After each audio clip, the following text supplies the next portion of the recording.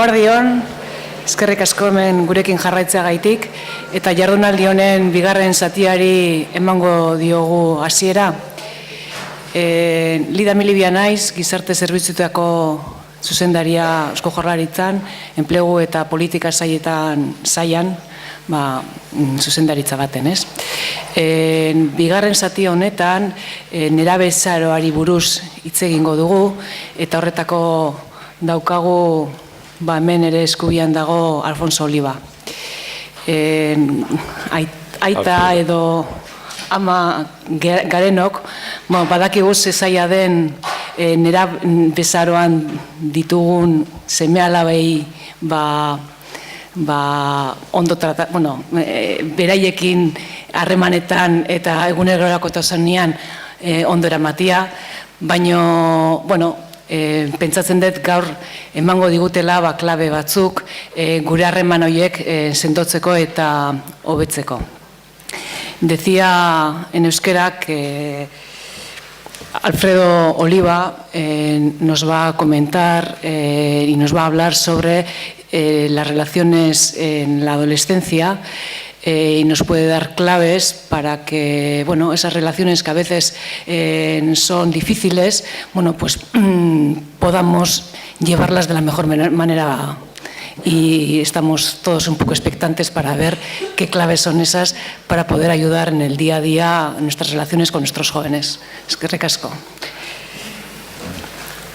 Os voy a leer un poco el dato sobre Alfredo. Él es doctor en Psicología de la Universidad de Sevilla y profesor titular en el Departamento de Psicología Evolutiva de dicha universidad. Sus intereses como investigador están centrados en el estudio de los procesos de desarrollo socioemocional que tienen lugar durante la adolescencia, relaciones familiares, relaciones con iguales, sexualidad.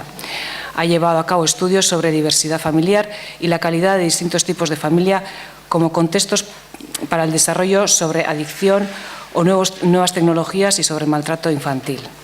En la actualidad, sus trabajos están centrados en la promoción del desarrollo positivo durante la adolescencia y en el estudio de los activos familiares, escolares y comunitarios que promueven dicho desarrollo. Bienvenido, Alfredo, y tuya es la palabra. Eskerrik asko, egunon. Voy a seguir en castellano porque me han comentado que en el público hay gente que no domina el euskera. Muchas gracias a los organizadores por permitirme echar un rato con vosotros y compartir algunas reflexiones y algunos resultados de estudios que hemos venido llevando a cabo en los últimos años. El otro día escuchaba a un economista de estos que se dedican recientemente a hablar de optimismo y felicidad, y hablando de forma un tanto despectiva de los psicólogos, porque comentaba que los psicólogos nos ocupamos fundamentalmente de los problemas, de las dificultades, de la gente que está pasando por problemas. Cuando escuché aquello, pensé inmediatamente, no es verdad, no conoces los estudios que estamos haciendo recientemente los psicólogos. Si quieres dedicarte a estudiar el optimismo y el bienestar y la felicidad, puedes hacerlo, pero aunque tal vez deberías dedicarte a estudiar la economía, ¿verdad? Porque si mejora un poco la economía, a lo mejor nos sentimos todos más felices, ¿no? Pero déjanos, estudiar el positivismo, a quienes llevamos ya algún tiempo trabajando en ello, ¿no? No es reciente, prácticamente desde los años 80 los psicólogos hemos venido preocupándonos por estos asuntos, ¿no? Quizás tengamos de remontarnos a los años 80 y al estudio longitudinal que Wellner y Smith comenzaron a realizar en Hawái, con 700 niños que vivían en situaciones de dificultad, de mucha adversidad. Ellos encontraron cómo, a pesar de esa adversidad, hubo un grupo reducido de niños que tuvieron una buena adaptación. Y eso les sirvió de alguna forma para acuñar este concepto de resiliencia, que no es otra cosa que la adaptación en situaciones de mucha adversidad. Gente que tiene buena salud, que tiene buena adaptación, que resuelve bien las tareas evolutivas propias de cada edad, a pesar de vivir en situaciones muy difíciles. Tenemos que hacer referencia a Antoniowski, Aaron Antoniowski, médico, sociólogo israelí, que estaba estudiando los efectos de la menopausia sobre la adaptación y la salud de un grupo de mujeres. Muchas de ellas eran sobrevivientes, habían sobrevivido al Holocausto, habían pasado por campos de concentración. Cuando Antoniewski estudia a estas mujeres, encuentra que muchas de ellas tenían durante la menopausia una sintomatología mucho más acusada que el grupo control, pero encuentra que hay un grupo reducido de mujeres que, a pesar de haber pasado por esa situación tan complicada, muestran unos indicadores de salud muy favorables, incluso mejores que los del grupo control. Ello le lleva a Antoniewski a preocuparse por cuáles son los factores que hace que esas mujeres, a pesar de haber pasado por tanta adversidad, tengan tanta buena adaptación. Y le lleva a acuñar el concepto de salutogénesis, por contraposición al de patogenia, patogénesis, ¿verdad? Vamos a estudiar cuáles son los factores que nos llevan a la salud, no los factores que nos llevan a la enfermedad, sino los que nos llevan a la salud. Y él encuentra que hay determinados factores que tienen que ver con características personales o con características del contexto, lo que él denominó los recursos generales de resistencia, y encontró que estas mujeres tenían una concepción del mundo en el que vivían como algo que era comprensible. Entiendo dónde vivo, entiendo mi situación como manejable y puedo influir sobre ella, y además es significativo, es decir, el mundo para mí es algo comprensible, manejable y significativo. Y a eso le denominó sentido de coherencia. Hay estudios posteriores que han encontrado que ese sentido de coherencia está relacionado con muchos indicadores de salud. Pero sin duda quizás sea Martin Seligman, el fundador de la psicología positiva, quien haya imprimido un cambio de rumbo más importante. Martin Seligman pues propuso que la psicología lo que debe perseguir es el estudio de las emociones positivas, como el bienestar y la felicidad. El estudio, además, de las fortalezas personales que nos llevan a ese bienestar. ¿Cuáles son las características de una persona feliz, que muestra una buena satisfacción, bienestar?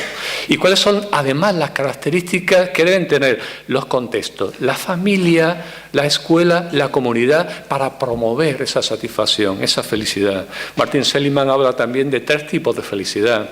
Una es la hedonista, la felicidad del comer bien, del placer sexual, de tumbarnos en la playa, ¿verdad? Pero luego hay otra, que es la felicidad del flujo, cuando hacemos algo que nos gusta de verdad y que hace que el tiempo vuele, pase y no nos hemos dado cuenta. Joder, ya son las 2 y he estado aquí analizando estos datos y disfrutando, porque es algo que me gusta, que puede tener que ver con mi profesión, pero puede tener que ver también con un hobby, el flujo. Y luego la tercera felicidad, la realmente importante, es la que llama la felicidad de la significatividad, cuando lo implicamos en actividades para mejorar de alguna forma la vida de la gente que nos rodea o del mundo en el que vivimos. Esa es la realmente importante. Pero ¿qué pasa en la adolescencia? Tenemos también modelos de gente que ha trabajado por el bienestar, por la positividad. Realmente la adolescencia podríamos pensar que es algo más complicado, porque la imagen que tenemos de la adolescencia no es positiva, ¿verdad? Estos son todos los resultados que vais a ver son de estudios propios que hemos realizado en mi grupo de investigación. Preguntábamos a personas adultas, ¿cómo nos definiría usted al adolescente normal, al típico? Y estas son las características negativas. Y fijaros como casi un 60% habla del adolescente típico como un drogodependiente. Malas relaciones familiares, desinterés por el estudio, conductas antisociales, alcoholismo, vamos, un cromo, ¿verdad? Una imagen nada positiva. Claro, cuando miramos la prensa y vemos las noticias que tienen que ver con adolescentes, pues vemos que la mayoría de las noticias pues reflejan esta imagen negativa, tienen que ver con la conducta antisocial. Durante 3 meses analizamos las noticias que El País y el ABC presentaban en relación con la adolescencia, donde el protagonista era un adolescente, y las noticias eran bastante negativas. Por lo tanto, ya tenemos el chivo expiatorio, ¿verdad? son los medios de comunicación los responsables de esta imagen negativa. Bueno, no echemos balones fuera tan rápido, ¿verdad? Porque si echamos un vistazo a los libros que escribimos, que nos dedicamos, digamos, a asesorar a los padres, sobre todo, sobre cómo educar a sus hijos, pues dan ganas, ¿verdad?, de echar a correr, ¿no? Sobre todo si nuestros hijos tienen ya 9 o 10 años y se están acercando a esa frontera, ¿verdad?, de la adolescencia, de la pubertad, ¿verdad? Porque son títulos que dan una imagen muy negativa. Claro, esa imagen negativa puede tener distintas consecuencias también negativas. Podemos pensar que de alguna manera, pues bueno, tiene también un efecto positivo, como el de sensibilizar acerca de los problemas que tiene la adolescencia, el consumo de drogas, la desmotivación, la violencia. ¿Cuál es el problema? O a favor, pues puede estar que la administración, ¿verdad?, pues se preocupa por esos problemas y lleva a cabo y financia programas tanto de investigación como de intervención. Vamos a estudiar y vamos a prevenir el consumo de sustancias. Eso es bueno, ¿verdad? No son problemas nuevos, pero al menos ahora somos conscientes de que son verdaderos problemas y que hay que intervenir. Y la administración tiene una responsabilidad de intervenir para prevenir ese tipo de problemas. El problema es que los fondos son limitados, ¿verdad?, sobre todo en momentos de crisis. Y eso supone, digamos, que todo el esfuerzo se pone en la balanza en un modelo, el modelo del déficit. Un modelo que es semejante al modelo médico y que entiende la salud, no como decía la Organización Mundial de la Salud, ¿verdad?, ya hace mucho tiempo, como ese estado general de bienestar físico, psicológico y social, ¿verdad?, sino como la ausencia de la enfermedad. Bien, frente a ese modelo surge otro modelo en el campo de la adolescencia, pero también en el campo en general, que es el modelo de la competencia, el modelo que yo prefiero, el modelo del desarrollo positivo adolescente. Si el modelo del déficit persigue fundamentalmente prevenir los problemas de conducta y lo hace estudiando cuáles son los factores de riesgo, cuáles son los factores que llevan a los problemas de conducta o a los problemas de salud, ¿verdad?, cuando encuentro cuáles son los factores de riesgo, elimino esos factores de riesgo y por lo tanto estoy previniendo los problemas de salud.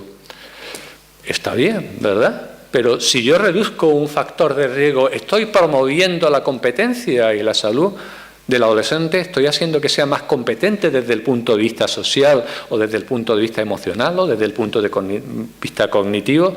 Evidentemente no, ¿verdad? Entonces el modelo de desarrollo positivo lo que persigue es promover el bienestar, la competencia y el desarrollo del adolescente. No solo evitar, prevenir los problemas. ¿Cómo lo hago? Busco cuáles son los factores que promueven, que están relacionados con ese desarrollo positivo. A esos factores le vamos a denominar, los vamos a llamar activos para el desarrollo y trato de promoverlos. De esa forma estoy promoviendo el bienestar, la competencia y el desarrollo. Pero es que además, tenemos otra hipótesis desde este modelo, es que cuando promovemos el bienestar vamos a prevenir también los problemas de conducta. Fijaros, la competencia y los problemas, la competencia y el desajuste en salud mental, el desajuste psicológico, no son los dos extremos de una dimensión. Podemos tener un chico que tenga problemas, que sea consumidor de drogas, ¿verdad?, por ejemplo, pero que a lo mejor ese chico puede ser muy competente desde el punto de vista académico o desde el punto de vista social. No son los dos extremos. Y podemos tener un chico que no sea consumidor, que no tenga problemas de conducta, pero que sea escasamente competente desde el punto de vista emocional o desde el punto de vista social. Es lo que Carol Kay llama un sujeto lánguido, ¿verdad? Ahí en el sur le llamamos lacio. Define muy bien, ¿verdad?, este sujeto, es buena gente, ¿verdad?, es un chico bueno, pero le falta, digamos, ese plus, ¿verdad?, de competencia. Y luego también tenemos que tener en cuenta que muchas de estas conductas de riesgo que nos preocupan, porque son conductas de riesgo, son también una oportunidad para crecer, para aprender. El adolescente necesita arriesgar de alguna manera, porque de los riesgos, ¿verdad?, de los errores aprendemos. Sobre todo porque en el cerebro del adolescente hay un centro, ¿verdad?, yo le llamo el centro de las lamentaciones, ¿verdad?, que es cuando un adolescente la caga, cuando un adolescente comete un error, se equivoca, ¿verdad?, pues, o cuando un adulto se equivoca. El otro día cuando Cuando un delantero del Benfica, ¿verdad?, lanzó un penalti y lo falló porque lo paró el portero del Sevilla, seguro que se lamentó. ¿Entendéis de qué estoy hablando? Me he equivocado, he fallado. Pues se activa una zona en el cerebro que yo le llamo el centro de las lamentaciones, que en los adolescentes se activa 3 veces más. Eso quiere decir que un adolescente, cuando comete un error, va a estar dándole vueltas al asunto. Yo recuerdo cuando mi hijo se cruzó un semáforo en rojo con el primer coche que tuvo, era un coche viejo, y tuvo un accidente. Y el coche, a él no le pasó nada, pero el coche quedó, pues, siniestro total. Pues se quedó 6 meses lamentándose de por qué me tuve que pasar aquel semáforo en rojo. ¿Entendéis lo que quiero decir? El adolescente está programado, como veremos más adelante, para arriesgar mucho, pero además para aprender también muchos de los errores. Hay un autor que se llama Peter Benson, que a la hora de hablar de activos, estos factores que promueven el desarrollo adolescente, habla tanto de activos externos como de activos internos. Y lo agrupa, él habla de 40, ahí tenéis algunos de ellos, no me voy a detener, simplemente para que sepáis que hay propuestas, ¿no?, de activos. Pero claro, tenemos que preguntarnos también por qué competencias tenemos que promover. ¿Qué es un adolescente saludable desde el punto de vista del desarrollo positivo? Porque tú puedes tener tu idea, yo puedo tener la mía, cualquiera de vosotros puede tener sus propios valores con respecto a qué hay que promover en la adolescencia. Hay modelos, hay diferentes modelos, ¿no? Por ejemplo, William Damon le da mucha importancia al propósito en la vida, es decir, que el adolescente quiera conseguir algo, sea algo que le motive de una forma especial y le haga esforzarse por conseguirlo, algo que le da la energía, le da la fuerza para superar los obstáculos que se le van a presentar, para hacerle más resistente. Se utiliza mucho la metáfora del faro. Es como un faro, ¿verdad?, que va guiando el comportamiento del adolescente. Quiero conseguir algo a nivel profesional, a nivel interpersonal, a nivel social, ¿verdad?, pero va a guiar, me va a dar fuerza. Rick Larson habla de la iniciativa personal. Es muy parecido a lo anterior, ¿verdad?, que es la capacidad para mantener la motivación y dirigir el esfuerzo para un objetivo que sea un reto personal. Y Rick Larson lo que viene a decir es que, siendo tan importante la iniciativa personal en el mundo en el que vivimos, ¿verdad?, en este mundo global donde la iniciativa es tan fundamental, nos preocupamos muy poco por promover esa iniciativa en nuestros adolescentes y nuestros jóvenes. Y él dice que la escuela en realidad está muy desvinculado de la vida. Es verdad que la escuela, nuestros chicos, nuestras chicas se esfuerzan, están, digamos, trabajando en actividades que requieren un esfuerzo, pero que les motivan poco. Luego está el tiempo libre. En el tiempo libre, claro, ver la tele, salir con los amigos, eso es motivante, pero eso no requiere esfuerzo. Eso es, cualquiera disfruta con eso. Y él lo que viene a decir es que lo que realmente promueve esta iniciativa, esta motivación, son las actividades de ocio estructuradas. Las actividades que suponen una serie de metas, una serie de normas, una serie de regulaciones, relaciones con adultos, con otros sujetos. Eso es lo que va a promover competencias e iniciativas. Desafortunadamente, la participación en actividades de ocio, al menos en el estudio que hicimos en Andalucía, era muy baja, porque había un porcentaje muy alto de adolescentes que se implica muy poco en este tipo de actividades. ¿Por qué? A veces no pensamos en actividades de acuerdo con sus intereses. A veces termina la infancia tan saturado, ¿verdad?, de implicarse en actividades de ocio extraescolares, que cuando llega la adolescencia y pueden tomar decisiones, mandan las actividades, ¿verdad?, pues a paseo, sí. Pero en cualquier caso la implicación es escasa. Y yo creo que ahí tenemos que hacer una reflexión importante, porque hay datos que provienen de Estados Unidos que indican que la participación en este tipo de actividades es fundamental para el desarrollo positivo. Hay otro autor, que es Richard Lerner, que propone un modelo de 5C. Ya va definiendo algo más concreto. Un adolescente, lo que hay que promover es la competencia cognitiva, social, la confianza, es decir, la autoestima, el carácter, que no es otra cosa que el desarrollo moral, el autocontrol, las conexiones con la familia, con los iguales, con la comunidad y el care, la compasión o el cuidado, la prosocialidad y la empatía. El que nos preocupemos por ayudar a los demás. Claro, nosotros, perdonadme por las letras muy pequeñas, no sé si lo veis, supongo que no, elaboramos nuestro modelo. ¿Cómo? Pues preguntándole, mediante una serie de técnicas cualitativas, a un grupo de expertos en adolescencia de toda España. Y elaboramos este modelo que tiene como 5 grandes áreas. Lo hemos metido en una flor, ¿verdad? Porque el concepto de florecimiento es importante en la psicología positiva, ¿no? Decimos que el adolescente florece cuando desarrolla muchas de estas competencias. Y fijaros, hay un área social que tiene que ver con las habilidades sociales y la competencia. Hay un área cognitiva, es importante el área cognitiva, el pensamiento crítico, la creatividad, la capacidad para tomar decisiones. Hay un área de los valores, que es fundamental, el área moral. Hay un área emocional que tiene que ver con la inteligencia emocional y con la empatía, ¿verdad? Y hay un área de fortalezas del yo, la que está en el centro. Autoestima, autoeficacia, autocontrol, autonomía. Me diréis, bueno, pero eso no existe, ¿no? Eso no existe no solo ya en un adolescente, sino en un adulto. Bien, son una serie de metas a alcanzar, ¿eh? Son objetivos que nos proponemos. Hay que desarrollar estas competencias. ¿Cuáles son los recursos? ¿Cuáles son los activos familiares, escolares y comunitarios que están relacionados con estas competencias? Era el siguiente objetivo de nuestro estudio. Cogimos una muestra muy amplia de 2.400 sujetos de 20 centros de Andalucía y valoramos, digamos, todas las competencias, no todas no, porque había muchas, pero la mayoría de las competencias que hay dentro de la flor, para lo cual desarrollamos instrumentos, adaptamos instrumentos. Están baremados y están a vuestra disposición y podéis encontrarlo en Internet. Yo estoy seguro que si ponéis instrumentos en Google, instrumentos para la evaluación del desarrollo positivo adolescente, Alfredo Oliva o algo por el estilo, os van a salir. Tenéis la escala, las tablas de baremación, cómo se corrigen, cómo se aplican, etcétera, etcétera. Y también hay escalas para evaluar la familia, el barrio o el vecindario y la escuela como contexto de desarrollo para el adolescente.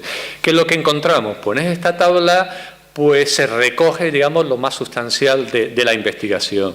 Y es que una vez controlados el sexo, la edad y el nivel socioeconómico y educativo de los padres, los activos familiares, los activos de la escuela y los activos del barrio están relacionados tanto con la competencia del adolescente como con la ausencia de problemas. O con los problemas, con el desajuste. Pero lo que hay que destacar es de todos los activos, familia, escuela y barrio, lo que tuvo un mayor peso, lo que tuvo un mayor impacto aún en la adolescencia fue la familia, más que la escuela y más que el barrio. Y además los activos no solo influyeron sobre el desarrollo positivo, sino también para prevenir los problemas. ¿Recordáis lo que habíamos visto antes de la flechita esta que iba de los activos a la prevención de los problemas? Pues ahí lo tenemos. Me diréis, ¿y esos activos familiares cuáles son? Los que nosotros evaluamos son estos: el afecto y la comunicación, la promoción de la autonomía, el control conductual, poner límites, exigir responsabilidades, la autorrevelación, que esto a lo mejor no lo conocéis, que es cuando el adolescente, de motu propio, le cuenta a sus padres cosas de su vida, quiénes son sus amigos, qué chica me gusta, qué hago por las tardes cuando salgo del instituto. Es cierto, muchas veces cuando bueno, ahora lo comento. El humor también, que haya un buen rollo, eso siempre es agradable, ¿verdad? El control psicológico, fijaros que está en rojo, tanto el control psicológico como los conflictos de pareja están en rojo. ¿Por qué? Pues porque no son activos, son factores de riesgo que influyeron negativamente. ¿Qué es el control psicológico? Chantajear emocionalmente, hacer que mi hijo se sienta culpable, manipularlo, retirándole el afecto. Yo diría que sería casi el extremo contrario de la promoción de la autonomía y del afecto, ¿no? Más datos de otro estudio diferente, longitudinal, en el que vemos que hay barras hacia arriba y barras hacia abajo, ¿verdad? Pues las barras que están hacia arriba son una correlación positiva y las que están hacia abajo son una correlación negativa con el bienestar, digamos, con el ajuste, ¿no? Y con la satisfacción vital. ¿Cuál es la barra más larga? La verde quizás, ¿no? ¿Qué indica la barra verde? El afecto. ¿Cuál es la barra que hay hacia abajo, la más larga? El control psicológico, tanto en el estilo materno como en el estilo paterno. Fijaros la importancia de la revelación. Es decir, la revelación está muy relacionada con el ajuste y la satisfacción vital. Claro, podríamos pensar que esto de revelación, los chicos que le cuentan cosas a sus padres, Pues son los chicos buenos, ¿verdad? Papá, hoy he terminado el instituto y me he ido como voluntario a una ONG, de verdad, a ayudar. Y luego pues he estado estudiando, ayudando a varios amigos que se le dan mal las matemáticas y le he estado apoyando, ¿verdad? Y mientras que si un chico malo, no le va a decir al padre, papá, tronco, tío, he salido del instituto y me he ido con unos coleguitas que nos hemos fumado unos porritos, ¿verdad? Y luego pues nos hemos ido ahí, hemos dado un palo, ¿verdad? ¿Entendéis lo que quiero decir? Que a la hora de hablar de causalidad podríamos pensar que es el comportamiento el que influye en que le cuente a mi padre o a mi madre cosas o no se las cuente, las ignore. Claro, el estudio nuestro es longitudinal y eso nos permite estadísticamente controlar qué influye sobre qué.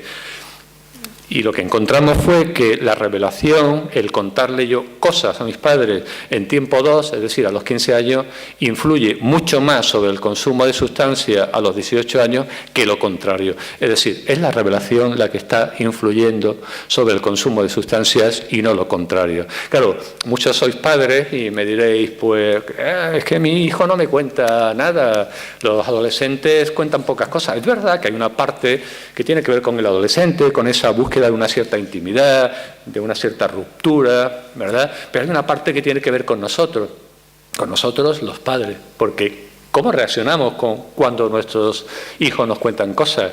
Y yo cuento siempre una anécdota que algunos ya habréis escuchado, pero que es real, que nos contó en un grupo de padres una madre, ¿no? Una madre, buena relación con su hija, una hija de 15 años, que va bien en el instituto. Va bien en el instituto, una madre moderna, enrollada, ¿verdad?, con su hija. Llega la hija del instituto y le dice a la madre, mamá, tía, no te veas lo que me ha pasado hoy en el instituto. Mari, ¿qué te ha pasado? Cuenta, chiquilla, adivina, mamá. Pues no sé, que te han puesto un 10 en matemáticas. Venga ya, mamá, mejor que eso. Pues en francés, que se te da muy mal.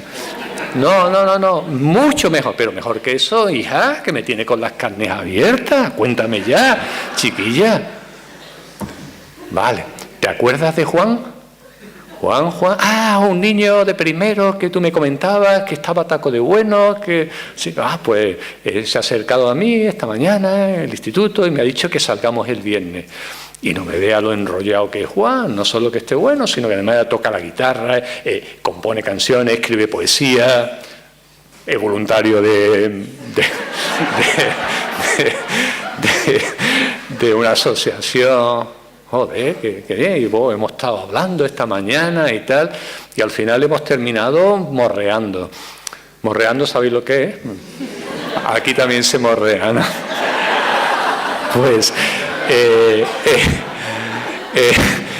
Pues la madre moderna y tal, pero hay un funcionamiento del sistema nervioso, de verdad, y hay antes María José hizo referencia a ello, al estrés y tal, y hay una arteria que va por aquí, que va directamente a la amígdala, ¿verdad? Y transmite el cortisol, ¿verdad? Las preocupaciones, de hecho la arteria se llama worry, se llama worry arteria, y va directamente a la amígdala, ¿no? Entonces la madre, cuando escucha lo del morreo, empieza a preocuparse. Pero luego está la corteza prefrontal, que analiza de alguna forma esas emociones, las pone bajo su control, porque la madre ya no es una adolescente, y se tranquiliza. Ella piensa 15 años, morreando, va con retraso y todo, ¿verdad?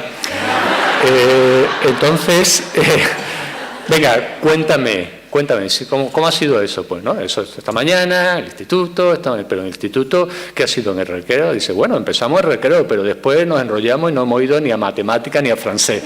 Claro, ya ahí realmente el control que ejerce la corteza prefrontal sobre la amígdala no es suficiente. ¿Os imagináis la reacción de la madre? Ya la bronca, monta el pollo, la chica le está contando algo que es importante para ella y se queda alucinada viendo la reacción de la madre. Pues no se te puede contar nada, me voy a mi cuarto. Bien, es un ejemplo que yo siempre pongo a los padres para poner de manifiesto cómo hacemos mucho para romper esa comunicación.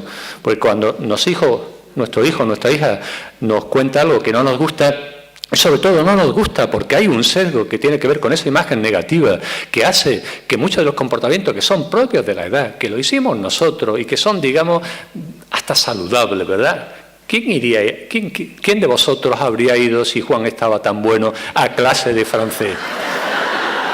¿Verdad? No hubiéramos ido ni los chicos heterosexuales, ¿verdad? Porque, pues entonces, ese sesgo que hace que se activen en el cerebro, ¿verdad?, de la madre de Mari una serie de emociones que tienen que ver con miedo, con la ansiedad, y que están provocadas por ese sesgo negativo, ¿no? Por lo tanto, en la revelación, que es tan importante, que yo siempre la vendo, y creo que tenemos que venderla porque es fundamental como estrategia para controlar, para conocer cuando nuestro hijo o nuestra hija se mete de verdad en algunos problemas, ¿verdad? Tenemos que hacer algo para promoverlo.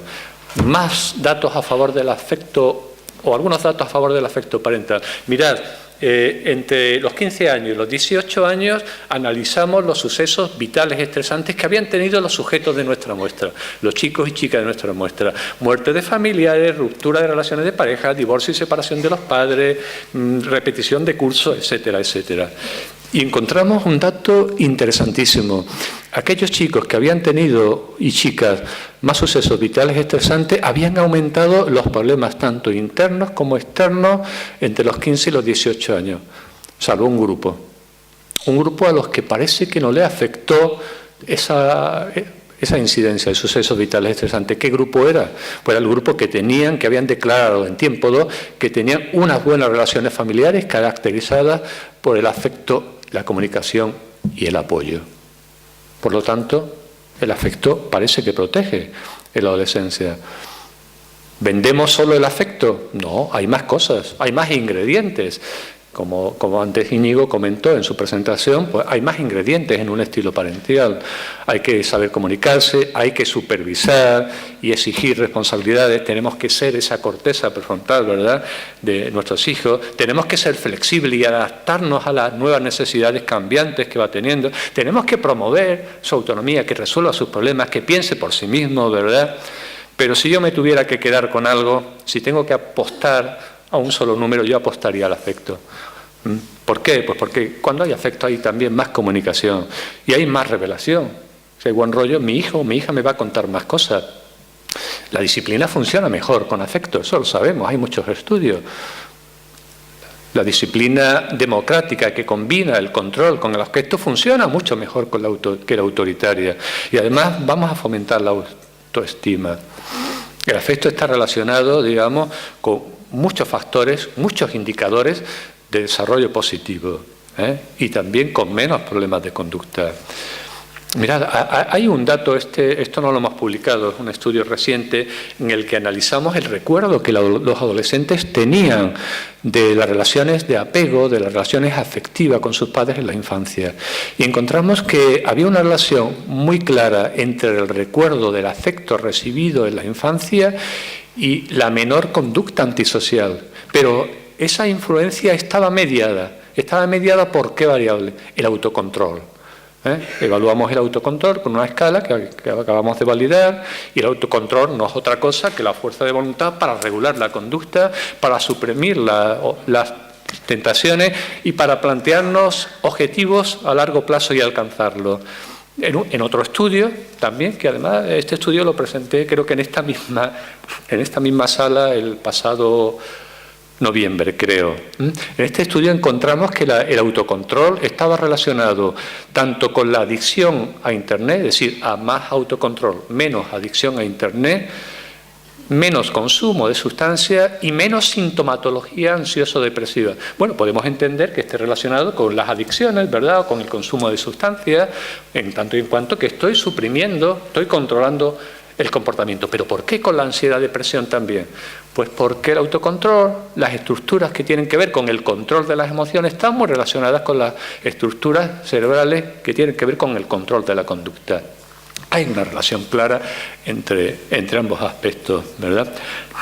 Fijaros, en este mismo estudio, cogimos aquellos sujetos que hacían un uso intensivo de Internet y lo dividimos en dos grupos. Aquellos que haciendo un uso intensivo de Internet no habían desarrollado una adicción a Internet, y aquellos que haciendo un uso intensivo a Internet sí habían desarrollado una adicción a Internet. ¿Sabéis cuál es la variable de entre todas las que estudiamos que discriminó entre ambos grupos? El autocontrol. la capacidad para controlar los impulsos.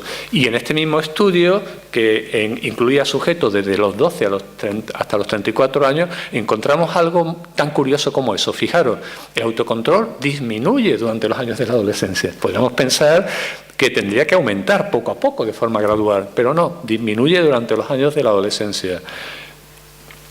¿Por qué? Pues eso tiene que ver con lo que nos indican los estudios recientes de resonancia magnética funcional, y que no es otra cosa que es que es verdad, como comentaban tanto Íñigo como María José, han hecho referencia a ello, ¿no?, que durante la primera infancia hay una enorme plasticidad cerebral y se produce un gran desarrollo del cerebro en la mayoría de las áreas cerebrales, ¿verdad? Pero hay otras estructuras cerebrales que continúan madurando, o me atrevería a decir que empiezan a madurar a partir de la pubertad. ¿Qué estructura cerebral experimenta un cambio tan dramático durante los años de la adolescencia? La corteza prefrontal. ¿Para qué sirve la corteza prefrontal? Pues ya Íñigo hizo referencia antes a ello, ¿verdad? Para inhibir esos comportamientos inapropiados, para tomar decisiones, para planificar estrategias para conseguir un objetivo. Por lo tanto, vamos a encontrarnos con que la corteza prefrontal, al inicio de la adolescencia, está muy inmadura. Y ese proceso de arborización dendrítica y el posterior recorte y fortalización o mielinización de las conexiones se va a producir durante la adolescencia. Eso nos hace pensar que todas las experiencias estimulantes durante la adolescencia van a influir mucho en el adolescente, teniendo en cuenta esa enorme plasticidad cerebral. Claro, podríamos pensar, bueno, si en la adolescencia se empieza a desarrollar la corteza prefrontal, el adolescente debería tener más autocontrol que el niño. Pero hemos visto antes que no, que hay un cierto descenso. Tenemos que pensar en alguna justificación, en alguna explicación.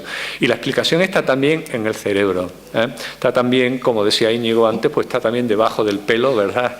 Y yo también pues tengo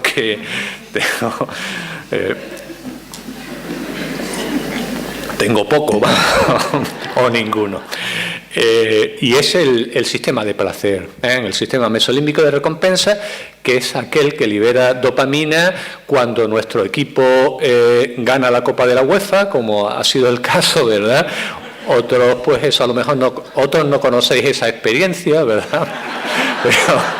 Pero algunos ya lo hemos vivido. Ya nos afecta tanto, porque ya nuestro sistema mesolímbico está ya muy acostumbrado, ¿verdad? Pensemos, por ejemplo, en el placer sexual también. Yo pongo siempre lo del chocolate porque soy un adicto, ¿verdad?, al chocolate, y me parece que es un buen ejemplo, el ejemplo ese que sentimos cuando tomamos una onza de chocolate y habíamos pensado comer solo una, ¿verdad? Y teníamos el chocolate guardado en un altillo bajo 7 llaves para que nos resultara complicado acceder a él, pero una vez que la onza de chocolate empieza a liberar, a llegar, ¿verdad?, a nuestro cerebro, pues subimos otra vez al altillo y hasta que no acabamos con la tableta, ¿verdad?, no estamos satisfechos. Pues, ¿qué ocurriría si lo que ocurre en un adolescente es que ese sistema de placer, ese sistema mesolímbico, como consecuencia de las hormonas propias de la pubertad, está superactivado, está muy excitable? La sensación de placer es mayor. Y eso es lo que va a ocurrir en el adolescente, que tiene un cerebro con un motor muy potente, con un sistema mesolímbico que se activa mucho, pero con una corteza prefrontal que todavía está inmadura. Hay un desequilibrio que hay en el adolescente y que le lleva a la búsqueda de la novedad y el riesgo. Yo siempre digo que la selección natural es muy sabia y que nos ha programado a los seres humanos para que nuestra adolescencia sea una etapa de asumir riesgos. ¿Por qué? Porque va a ser una etapa en la que vamos a tener que aprender muchas cosas. Y si el adolescente se queda en casa, ¿verdad?, acostado para no asumir riesgos, pues va a tener pocas experiencias y va a aprender poco de ellas, ¿no? Pero también me diréis, pero es verdad que los riesgos pues tienen consecuencias negativas. Podríamos decir que la asunción de riesgos es curvilínea. Asumir ciertos riesgos está bien, pero asumir demasiado pues ya puede ser excesivo. ¿Qué es lo que ocurre? ¿Por qué algunos adolescentes asumen mucho riesgo? Pues porque el desequilibrio es mayor entre ambos circuitos. ¿Cuáles son los factores que favorecen que algunos adolescentes tengan un mayor equilibrio? La pubertad tardía. ¿Por qué? Pues porque si la pubertad me llega muy pronto, el sistema mesolímbico va a estar súper excitado en un momento en que mi corteza prefrontal todavía no se ha desarrollado suficientemente para controlarlo. Más cosas, las actividades estimulantes desde el punto de vista cognitivo, estimulan, ¿verdad? Estimulan el desarrollo cognitivo. Dormir muchas horas, oh my God, en 10 minutos. Y el afecto en la infancia. Sobre todo el afecto de la infancia. Hay estudios de experimentación animal que encuentran que cuando se separa a crías de ratas de sus madres y se evita el contacto físico, esas ratas pues terminan desarrollando una corteza prefrontal mucho más inmadura. No es que la rata tenga una corteza prefrontal que sea gran cosa, como podréis imaginar, pero influye, influye. Tenemos datos de los datos anteriores, hay cada vez más estudios en el ámbito del apego, María José antes puso algunos resultados, cada vez tenemos más datos que indican cómo el afecto de la infancia influye sobre el desarrollo neurobiológico, pero el afecto parental en la misma adolescencia también influye. Por lo tanto, también hay que expresar afecto, no solo en la infancia, en la adolescencia también. Cierto que cada vez es más complicado. Algunos a lo mejor tenéis hijos adolescentes y podréis entender pues que en la adolescencia se produce una cierta ruptura, un cierto distanciamiento. ¿Por qué? Por una parte porque tenemos esa imagen negativa, ese sesgo negativo que terminamos, digamos, estamos con la escopeta cargada esperando, ¿verdad?, que nuestro hijo cometa cualquier barbaridad, ¿verdad?, para disparar, ¿verdad?, al bulto, ¿no? Ese prejuicio, esa imagen negativa termina dificultando las relaciones intergeneracionales, influye mucho. Pero hay luego otros aspectos que tienen que ver con cambios en el adolescente y cambios en nosotros, cambios físicos, porque el adolescente está más irritable por las cuestiones hormonales. Y un día le dices a tu hijo una cosa y reacciona con normalidad y otro día te manda a freír espárragos, ¿verdad? Y otro día se pone a llorar de forma directa. Cambios hormonales, cambios cognitivos. Y es que son más inteligentes, son más listos, desarrollan el pensamiento formal y son capaces de darse cuenta que existen otro tipo de realidades, no solo las existentes, ¿verdad? Son capaces de distanciarse y son capaces de criticar las normas, las regulaciones que hay en casa. Y son capaces de utilizar argumentos cada vez más sólidos en las discusiones. Y eso, a quienes estamos acostumbrados a decirle, a manejar, a manipular incluso a nuestros hijos, pues nos toca las narices, ¿verdad? Yo siempre le digo a los padres, cuando vuestro hijo os cuestione, os critique, discuta, pensad, muy bien, eso es que mi hijo está desarrollando el pensamiento formal. Estupendo. Bueno, no sé si servirá de mucho, pero bueno, es probable que algo haga, ¿no? Pasan más tiempo con los iguales y el funcionamiento con los iguales es más democrático y tratan de desvincularse emocionalmente. Todos hemos vivido eso, ¿verdad? Necesitan marcar cierta distancia y necesitan desenamorarse de nosotros, ¿verdad? Nos quieren tanto. Mi hijo me tenía tan idealizado que pensaba que yo jugaba bien al fútbol. La verdad es que no sé de dónde podía haber sacado esa idea, pero lo pensaba. Sinceramente, cuando llega la adolescencia empieza, digamos, a tratar de desvincularse emocionalmente. Ya no le pides que le acerques con el coche al colegio, ¿verdad? Déjame a 2 manzanas para que no me vean mis amigos, que me das 2 besos cuando me despides, ¿verdad? Y tratan de distanciarse. Y la mejor manera de enamorarse, ¿cuál es? De una relación que está prohibida. Tengo que distanciarme. Yo pongo siempre el ejemplo a los padres. Imaginaros que os habéis enamorado de vuestro cuñado o de vuestra cuñada de vuestro mismo sexo. Esto es más complicado, pero eso no puede ser, ¿verdad? ¿Qué haríais? Y algún padre pues termina diciéndote, pues buscarle defectos, ver que no es tan perfecto. Y eso es lo que hacen los adolescentes con los padres. Nos buscan defectos y los tenemos, ¿verdad? Y nos conocen bien. Y como lo hacen además en una edad crítica, ¿verdad? Porque cuando un adolescente tiene 15 años, ¿qué edad puede tener su padre? Pues una edad delicada, dejémoslo ahí, ¿verdad? Una edad delicada en la que puede haber una cierta crisis, ¿verdad? Y ocurre algo curioso. Estamos deseando que nuestros hijos crezcan y cuando llegan los 13 años ya no queremos que crezcan tan rápido. ¿Por qué? Porque eso nos acerca a la vejez. Yo quiero seguir siendo padre de un niño todavía. Y empezamos a echar de menos cuando nos necesitaba. Estábamos cansados ya de ir al cine con él, a ver Toy Story 1, Toy Story 2, Toy Story 3, y tú decías, y estos tíos de Pixar van a seguir sacando películas de Toy Story, ¿verdad? Y ahora, digamos, empiezo a sentir esa nostalgia, ¿verdad? Por lo que ya no va a volver, ¿eh? Por lo tanto, se produce un cierto cruce. Afortunadamente, los conflictos tienden a disminuir. Estos son datos de nuestro estudio y tienden a disminuir. Y no solo eso, sino además en nuestro estudio encontramos que aquellos adolescentes que tenían más conflictos y más discusiones con sus padres a los 12 o 13 años son los que están más ajustados emocionalmente. Los padres no sabemos cómo estaban. Porque no es por nada, sino porque en tiempo 3 no los entrevistamos. Sí los entrevistamos en tiempo 2, pero a los 18 años no. Pero es verdad que el conflicto es necesario para que se produzca un reajuste en las relaciones familiares. Si no, seguiríamos tratando a nuestros hijos siempre de la misma manera. ¿Por qué? Porque es cómodo para nosotros. Porque vamos a tener que hacer una concesión, una cesión de poder. Pero no todos los conflictos son positivos. Son datos también de un estudio reciente y hemos encontrado que los conflictos maritales influyen sobre los problemas internalizantes. Influyen sobre todo a través de la retirada del afecto. Cuando yo estoy de bronca con mi pareja, expreso menos afecto hacia mi hijo. Es decir, es una relación mediada. ¿Se le pueden dar consejos a los padres acerca de qué hacer? Pues claro que sí, hay que pasar tiempo juntos con ellos. No sé si en el suelo, como comentaba Íñigo antes, pero buscar actividades que nos hagan sentirnos cerca de ellos. Hablar de cosas que le preocupan, porque a un adolescente le preocupan muchas cosas. Le preocupa el sexo, los deportes, la política, los chicos, los amigos, la religión. Claro que le preocupan. Compartiendo sentimientos. Voy a contarle algo que es importante para mí, porque de lo contrario lo que estoy haciendo es un interrogatorio.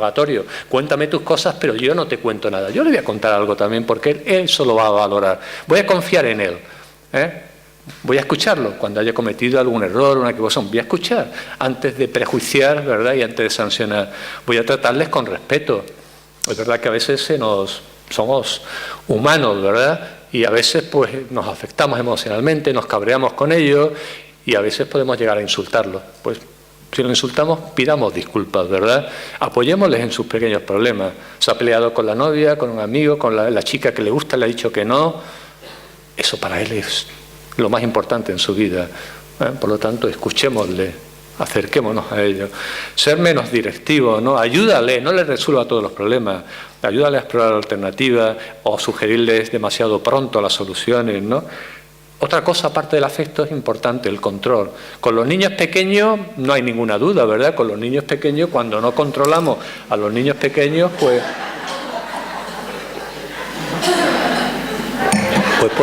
puede haber problemas, ¿no? También es importante, ¿eh? Pero hay que tener en cuenta ejercerlo de una forma democrática, hay que tener en cuenta la edad. Tenemos que ir cambiando el control de forma que vaya creciendo nuestro hijo. Y vamos a utilizar la revelación. El que tenga confianza para contarnos sus cosas, porque es la mejor forma de comunicarnos. Y cuando hay control, va a haber un mejor ajuste comportamental. Y el control no es otra cosa que poner límites, exigir responsabilidades, supervisar, estar al loro, ¿verdad? Como decimos por ahí abajo, de qué es lo que hace, quiénes son sus amigos. Voy a terminar haciendo referencia a la promoción de autonomía, porque a veces cuando hablamos de la parentalidad nos olvidamos de algo que es tremendamente importante, y es que hay que fomentar la autonomía, que piensen por sí mismos, que tomen sus propias decisiones, no les sobreprotejamos en exceso. Tiene un problema en el colegio, ahí que voy yo a resolver el problema, a hablar con el profesor, no.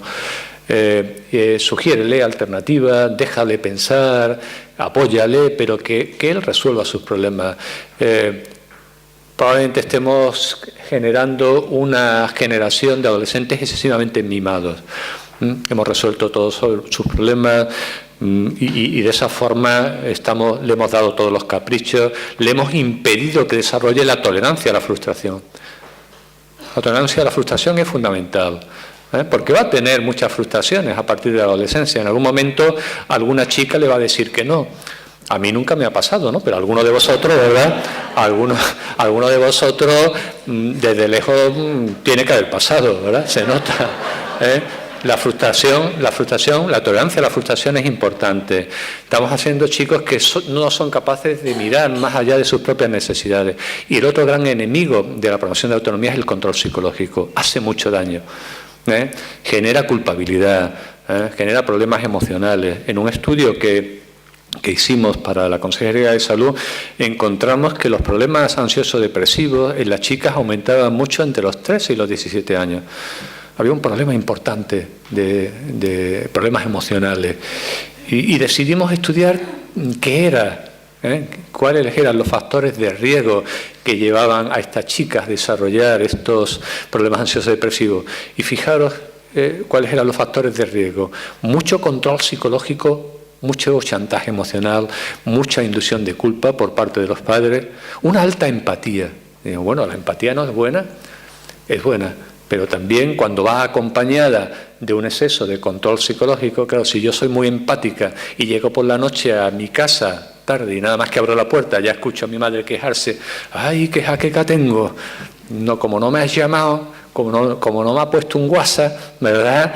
Pues he estado toda la noche preocupada y a la mañana siguiente no quería preocupar, no quiero decirte nada para no preocuparte, pero he vomitado 3 veces esta mañana. Porque como anoche no me pusiste un WhatsApp, ¿qué tal? Como, ¿verdad? La inducción de culpa, el chantaje emocional. Y luego fijaros qué otros factores de riesgo hemos encontrado. La baja capacidad para comprender mis emociones y para regular mis estados de ánimo. Es una combinación perfecta, es un cóctel perfecto, ¿verdad? Soy muy empática, mi madre me controla o mi padre me controla, me chantajea emocionalmente, eso me genera culpa y además no soy capaz de controlar y de regular esas emociones. Por lo tanto, el control psicológico es un importante factor de riesgo que debemos evitar. Me gustaría terminar con esa pregunta, ¿no? Tenemos que preguntarnos cuál es la adolescencia que queremos construir para el futuro. ¿Qué modelo de adolescente queremos? Queremos unos adolescentes que no sean violentos, que no consuman sustancias, que no se metan en problemas, no asuman riesgos.